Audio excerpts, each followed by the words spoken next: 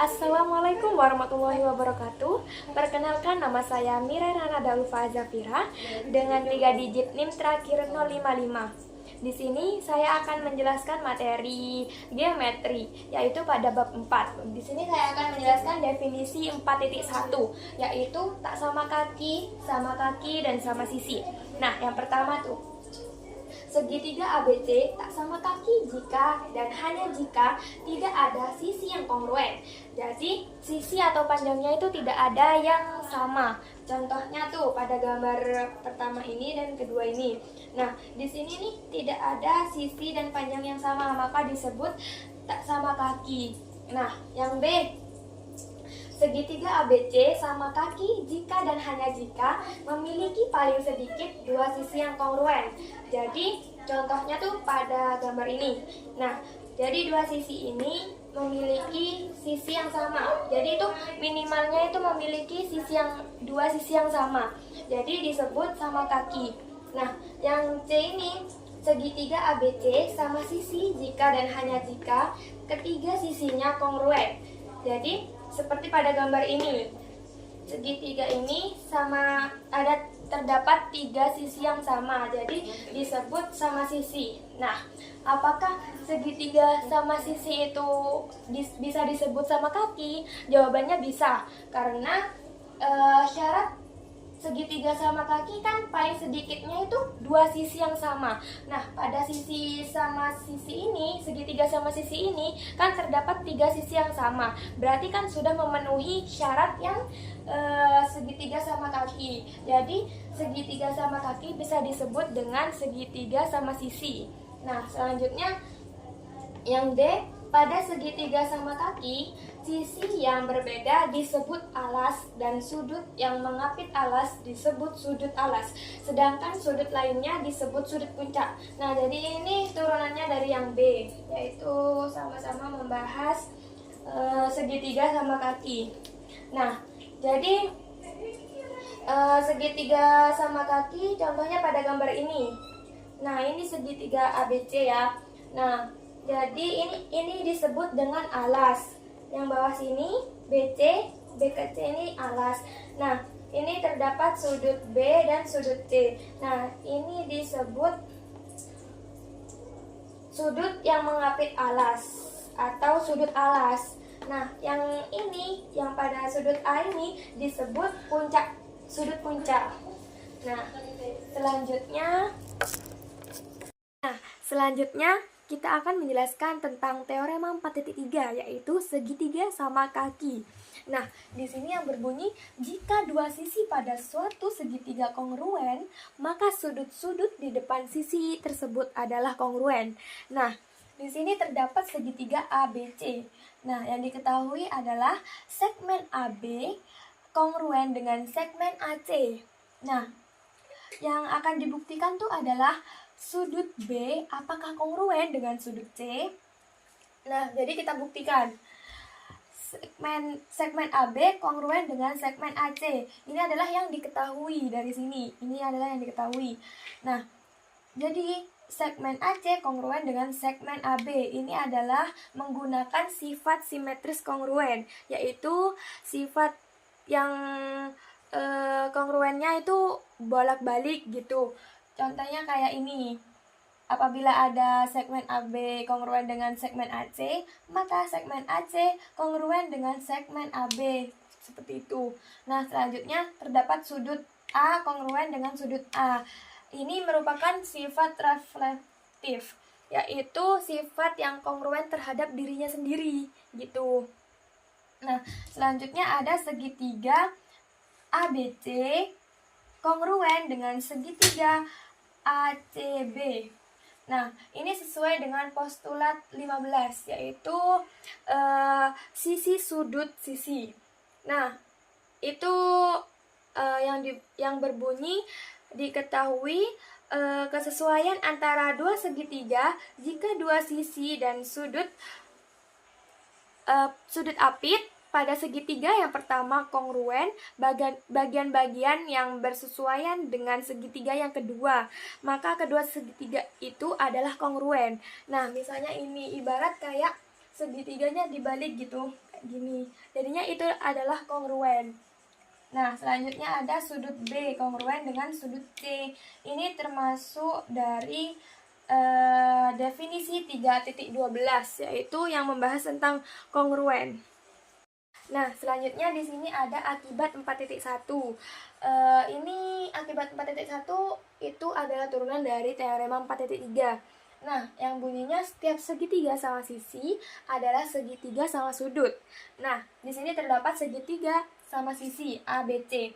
Nah, yang akan dibuktikan itu sudut A apakah kongruen dengan sudut B dan kongruen dengan sudut C. Nah, jadi segmen di sini tuh ibarat yang pertama kita tutup yang awal dulu, yang sini. Biar mempermudah ya, biar paham. Nah, jadi segmen AB kongruen dengan segmen AC, seperti yang teorema 4.3 tadi. Nah, maka sudut B kongruen dengan sudut C. Ini sesuai dengan teorema 4.3 yang tadi itu. Nah, selanjutnya kita akan menutup bagian yang lain biar mempermudah juga. Ya boleh dari sini juga boleh. Nah, sekarang kita tutup sini. Nah, jadi segmen AB kongruen dengan segmen BC. Maka sudut A kongruen dengan sudut C. Ini juga sesuai dengan teorema 4.3. Nah, jadi di sini saya tulis lagi sudut A kongruen dengan sudut C, sudut C kongruen dengan sudut B. Nah, jadi ini boleh dibolak-balik ya, kayak sifat simetris yang tadi itu. Nah, maka sudut A kongruen dengan sudut B ini menggunakan sifat transitif yang terdapat pada teorema 1.3. Nah, jadi sudut A kongruen dengan sudut B kongruen dengan sudut C ini terbukti. Kesimpulannya ini. Jadi terbukti. Selanjutnya ada teorema 4.4, yaitu jika dua sudut pada suatu segitiga kongruen, maka sisi-sisi di depan sudut itu kongruen. Nah, pembuktian ini aslinya mirip dengan pembuktian yang teorema 4.3. Nah, di sini diketahui ada dua segitiga, yaitu segitiga ABC dan segitiga CBA. Nah, dari dua segitiga ini kita ketahui bahwa sudut CAB kongruen dengan sudut CBA. Nah, apa nih yang kita akan buktikan, yaitu segmen BC kongruen dengan segmen AC. Nah, langkah pernyataan pertama yaitu dengan sudut CAB kongruen dengan CBA. Nah, ini kan yang diketahui tadi, langkah pertama. Nah, yang kedua yaitu berarti segmen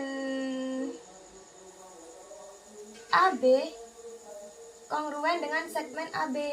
Nah, ini adalah menggunakan sifat reflektif. Nah, kenapa saya tulis berimpit juga? Karena kan terdapat dua segitiga, tapi saya menuliskannya dengan satu segitiga. Jadi di sini berimpit. Nah, itu menggunakan sifat reflektif. Jadinya kalau AB kongruen dengan AB, jadi AB juga kongruen dengan AB, yaitu kongruen terhadap dirinya sendiri. Nah, selanjutnya langkah ketiga yaitu sudut CAB. Langkah ketiga yaitu sudut C. Awalnya kan sudut CAB kongruen dengan sudut CBA. Nah, dari sini kita bisa melakukan langkah ketiga, yaitu dengan melakukan langkah dengan sifat simetris, yaitu kongruen secara bolak-balik. Nah, jadi kita balik saja, yaitu menjadi sudut CBA kongruen dengan CAB. Kan awalnya ini CAB kongruen dengan CBA, jadi kayak ditukar gitu. Nah, maka karena kita sudah memenuhi tiga pernyataan ini, kita akan mendapatkan bahwa segitiga ABC kongruen dengan segitiga CBA. Nah, ini sesuai dengan teorema sisi sudut. Nah, kan kita sudah membuktikan tuh kalau sudutnya sudah terbukti, sisinya juga sudah terbukti, dan sudutnya lagi sudah terbukti.